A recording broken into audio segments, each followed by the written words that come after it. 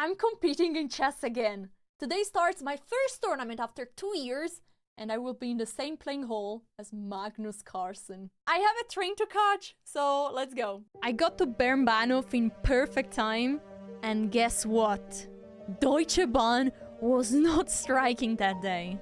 So I got on my train and did some secret prep. The train was a bit delayed, but as an Italian, I'm used to it. I got to my room, and this will be my home for the next 5 days. Immediately after, I went to confirm my registration. Guys, the playing hall is sick. There is where Magnus is playing, and I will be playing here. I made some pictures for the thumbnails, and then back to my room. Got some rest, and the final prep. Wish me good luck, see you later. I'm back.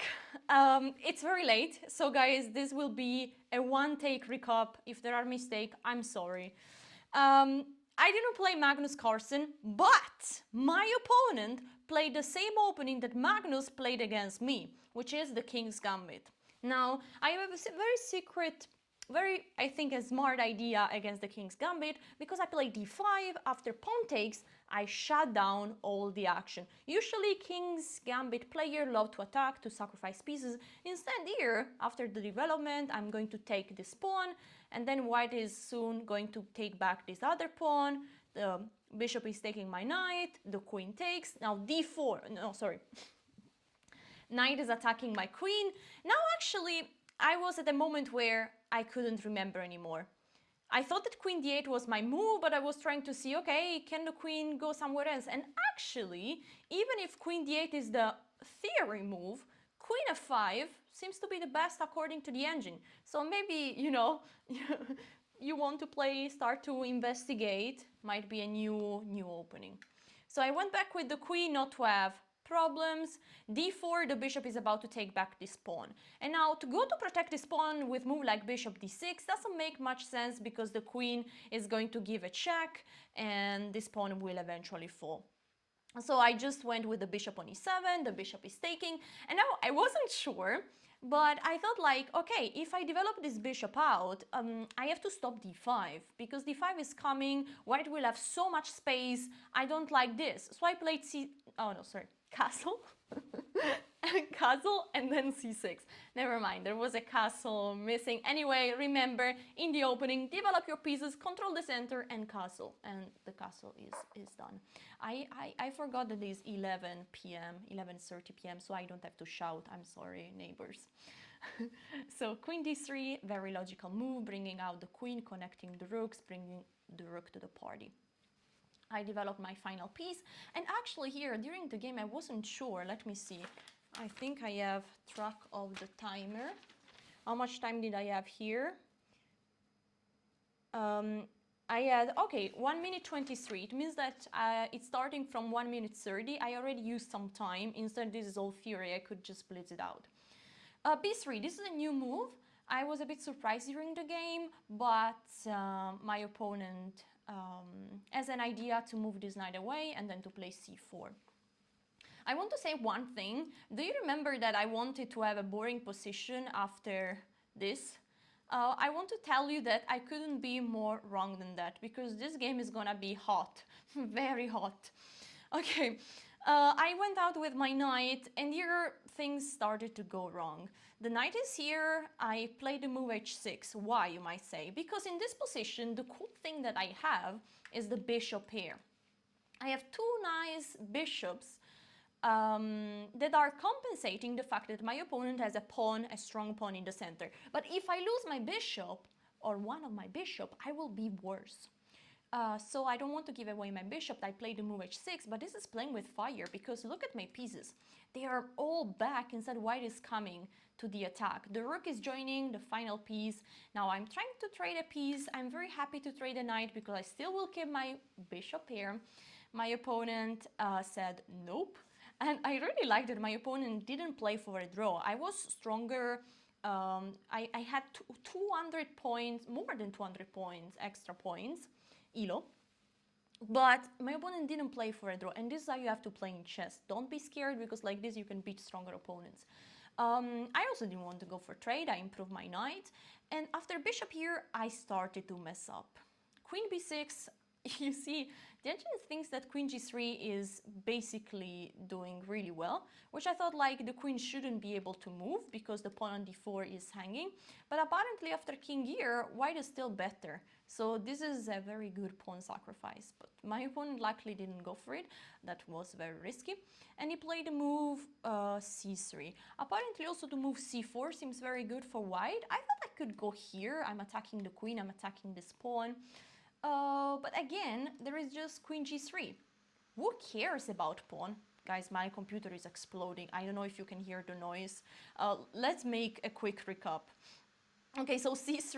Wait, let me switch off the engine. Oh my gosh. Okay. I mean, I don't know if this will go on. Okay, rook here. I brought my rook to the party. And wait, I'll just switch off I just keep the evaluation bar.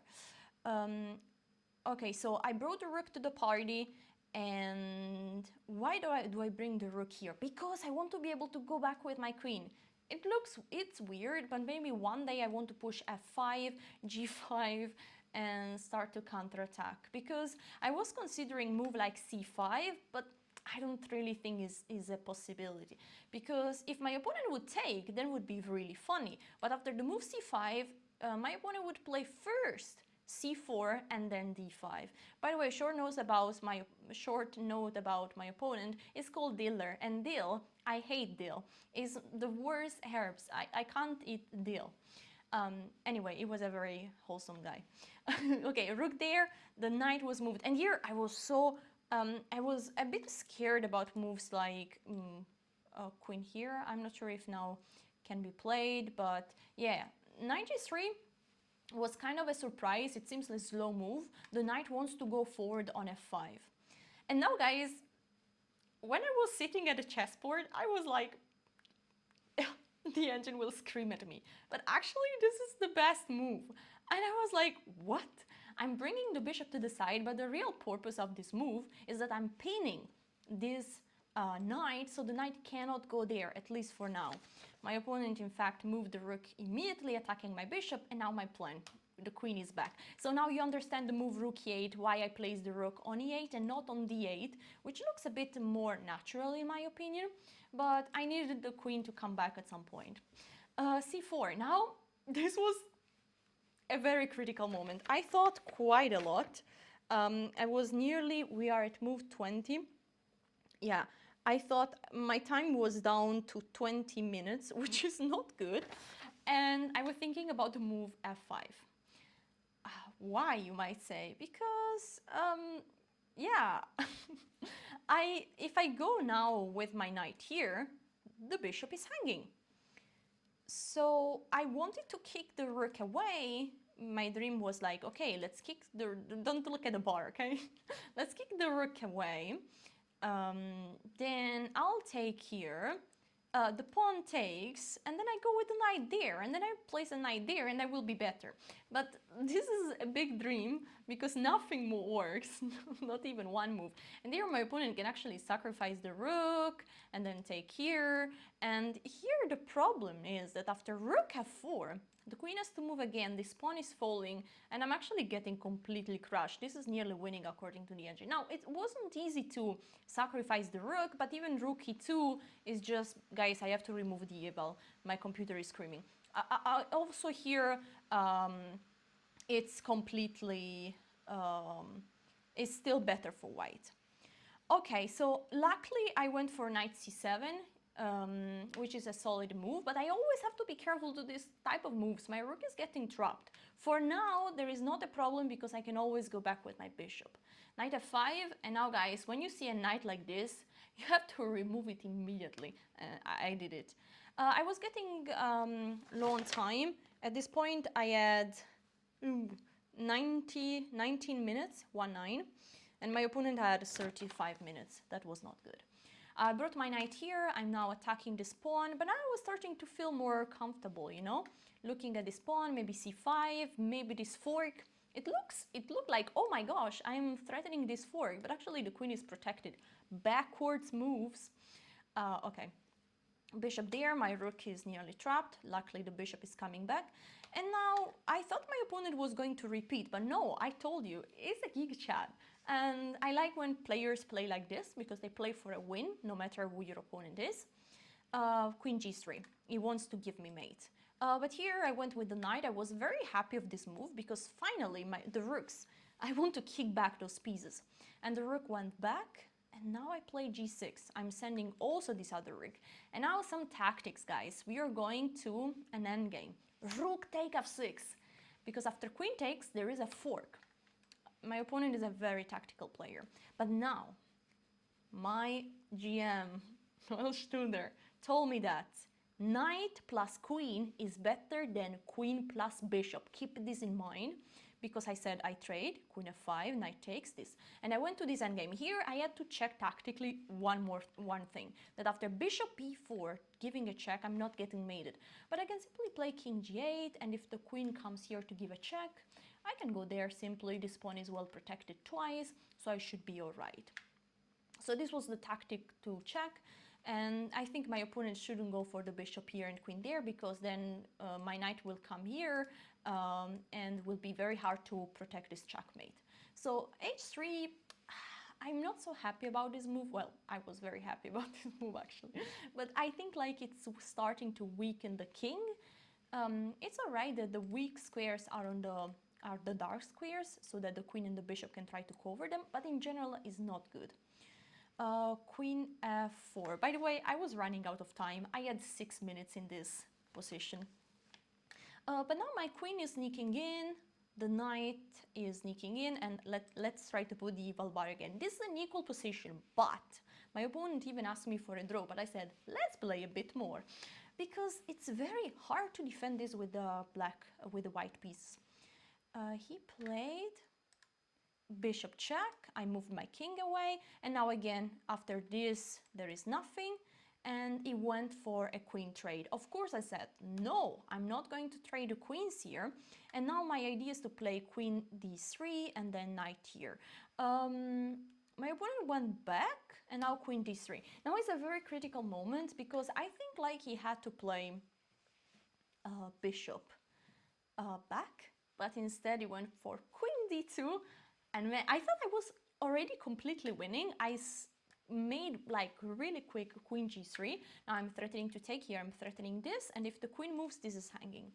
So I thought I was winning, and I saw of course that the king can move away, but then I would play knight e4. The best move is actually king h1. I can't tell you why, but for some reason this doesn't win. Let me know in the comments, and please subscribe to follow my adventure. I promise the final part of the game is gonna be epic. So king here, and I'm completely winning. You see the bar, and I knew it because after this, the bishop and the queen are under attack. There is still one more move that is defending for white, and this queen here, because now, well, if I take with the knight, my queen is lost, and if I take with the queen, my knight is lost. But guys, the check. That's a lovely check, because, lovely for me of course, because once the king moves, I can take with the knight. And now, there's a problem though, my king. But here, if I go on h7, it's a draw. But if I go on g7, after check, I saw that the king can hide here, and now there are no longer checks. But my opponent kept on, wanted to play more. Said, I want to take here and give you perpetual check. But it's here that I sacrificed. Okay, it's not such an epic sacrifice, but still, I sacrificed my queen, because after queen takes, knight check wins the game. And he resigned. Guys, it's very late. Hope you enjoyed this. Make sure to subscribe, and see you tomorrow for day 2. I will play 2 games tomorrow, round number 2 and round number 3. Thank you so much for watching. Ciao!